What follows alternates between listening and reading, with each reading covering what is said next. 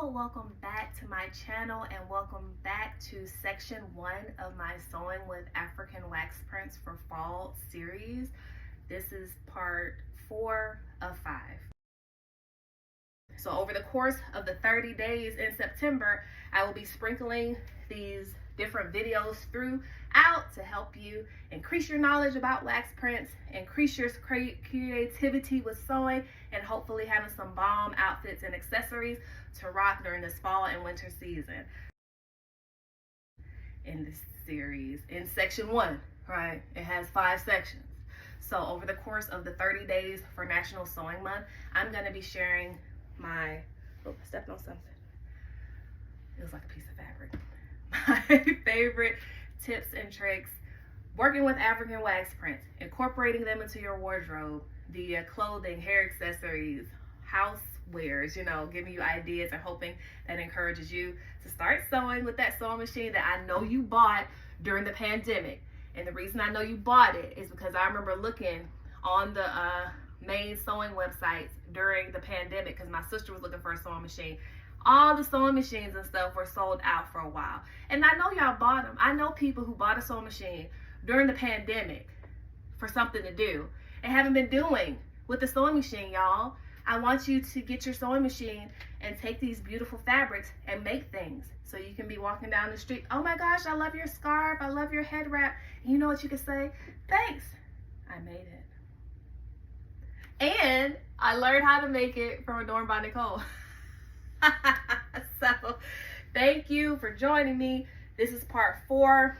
You can go back and watch the previous segments. I'm going to try to label them like section 1, introduction and basics, part 1, 2, 3, 4, 5, section 2, XYZ.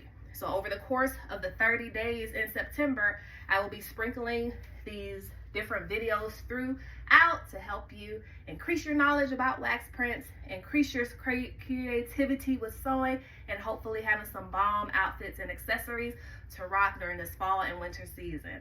So if you didn't go back and watch the first video, which you can, we're gonna build and get to know each other more as we go on.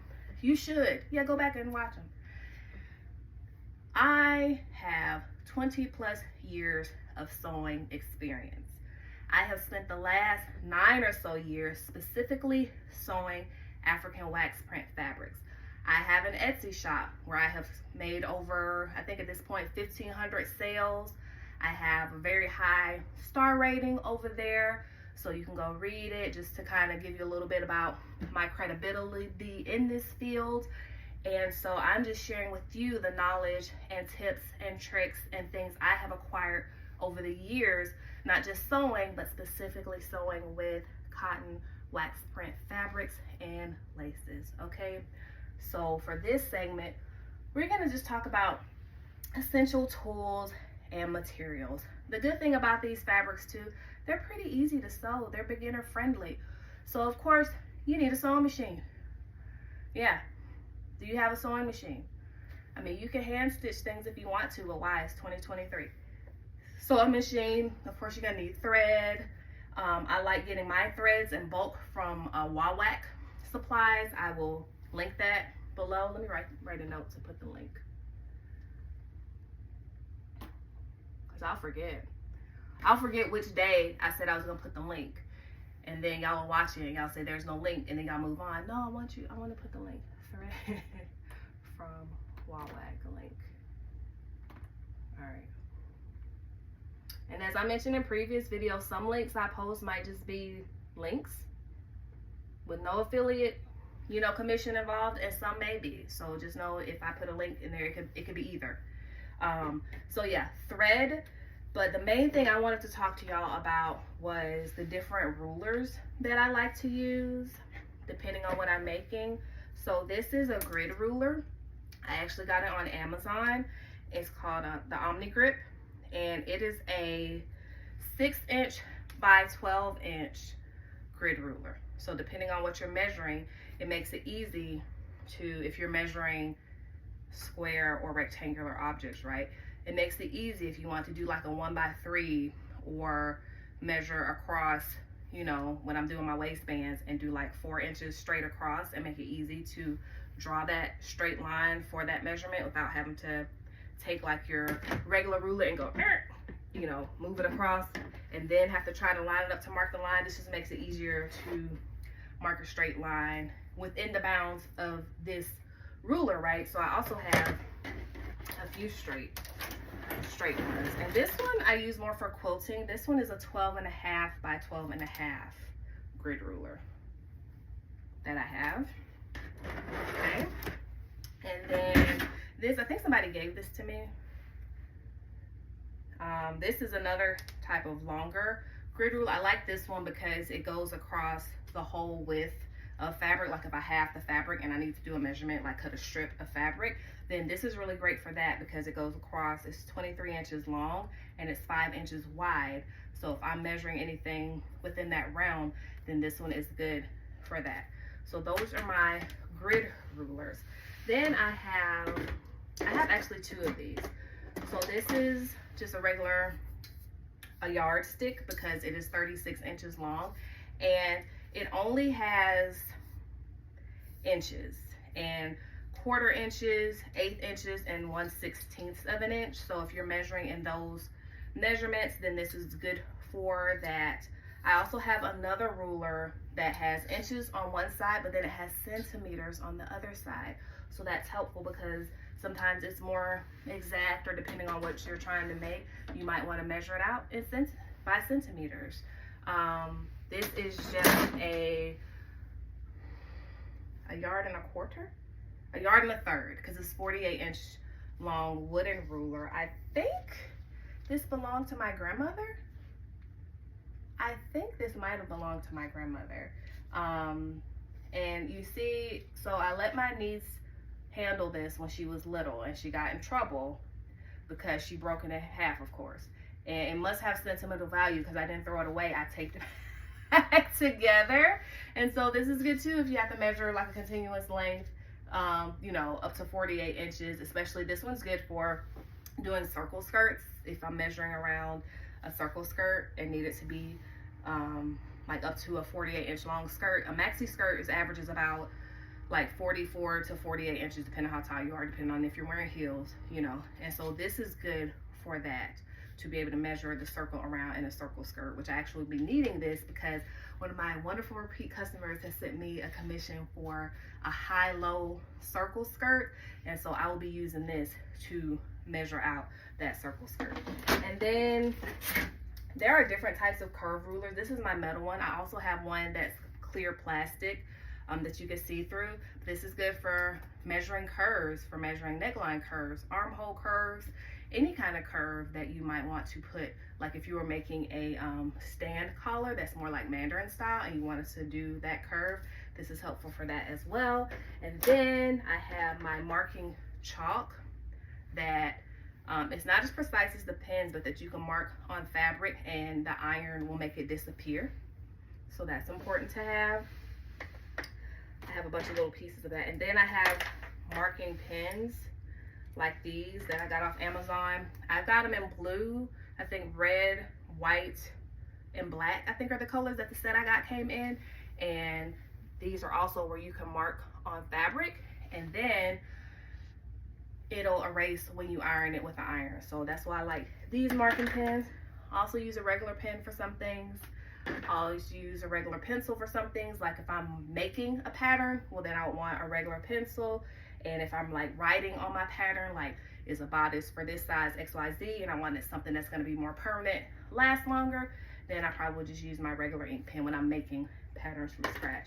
Okay, and that could be another video. Like if during the course of this series, if something I say sparks you to be interested in something others sewing like, and you're like, ooh, wow, I really like to learn your way of drafting a bodice pattern, we can work toward that. Let's talk about it, okay? And so yeah, that. So interfacing is the next thing. So we've got the rulers. Nope, scissors. So these are my 3 pair of scissors that I have, and I also have, let me get my other 4th pair that I keep by my sewing machine. So let me go grab that so I can explain to you these differences. I grabbed this while I was over there. Even though this is like basic intermediate, I still want to explain it to you. So these are my scissors that I use for cutting paper, like cutting my, when I make my paper patterns, I use like mailing paper, like that brown paper for a lot of things. And so these are my paper scissors. These are my fabric scissors. Got these both from Joann's. I think this one too.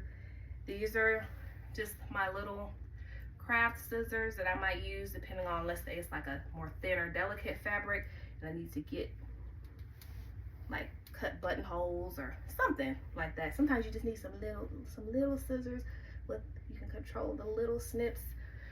So that's what these are for. These, see how they're like that? This is how you use them. Are like the thread nippers. So that's why I keep them by my sewing machine. So, you know, even if your sewing machine cuts, it still cuts and leaves little threads. So this is for just like those little nips. If I'm sewing around a curve and I want to clip it for the ease, then I use these for that. And then this is a seam ripper. Of course, you're not gonna make mistakes when you're sewing, right? But just in case you have a friend that's gonna make mistakes, you're gonna need the seam ripper eventually. I rarely use it now as an experienced seamstress, but the beauty of sewing and starting, you're gonna make mistakes. Learn from those mistakes and grow. You're gonna make mistakes. You're gonna make mistakes. Repeat after me. You're gonna make mistakes. So pivot, learn. Usually when I make a stupid mistake, what I call a stupid mistake now, that means it's time for me to set it down and go and do something else to get my mind together so I can continue in the project, okay? So those are those tools. Now, interfacing. So this is a lightweight interfacing. They come in different heavinesses. This is mainly, I use light or medium. I think this is featherweight. Let me back up. I use featherweight or medium or lightweight. Featherweight or lightweight, y'all. Okay, this bolt isn't the bolt that this came on. So usually like when Joann's or something has like a 50% off coupon or any kind of like high coupon, and I look and see, do they have interfacing included in that? I would just go and buy like a whole unopened bolt. So imagine if this was originally 99 cents or $2 a yard, or even if it were $6 a yard and you get a 50% off coupon, then you're paying $3, sometimes 50 cents, sometimes $1 per yard for, for this thing that you're gonna need. And so I buy this in bulk. Yep, sure do. And I like to get the iron-on interfacing. And these are used to add structure. This top I'm wearing actually doesn't have interfacing in it. This dress though, interfacing for the waistband to add structure. If you're making a collar, either a stand collar or a fold down collar, you use interfacing for stabilization. Sometimes it also helps like those brocades not to fray. If you're making a bodice that is a sweetheart, like a strapless bodice with boning in it, you use interfacing for the structure of that. So it's very helpful if you're going to do sewing, period. So that's some main things that you will need as you are sewing with Waxprint fabrics. The next video will be part 5 of sewing basic stitches on Waxprint. And I think I'm going to show y'all 3 to 4 main stitches that will help you on this journey. So I will see you on video 5. Thank you so much for watching. Go be creative. I look forward to hearing your comments.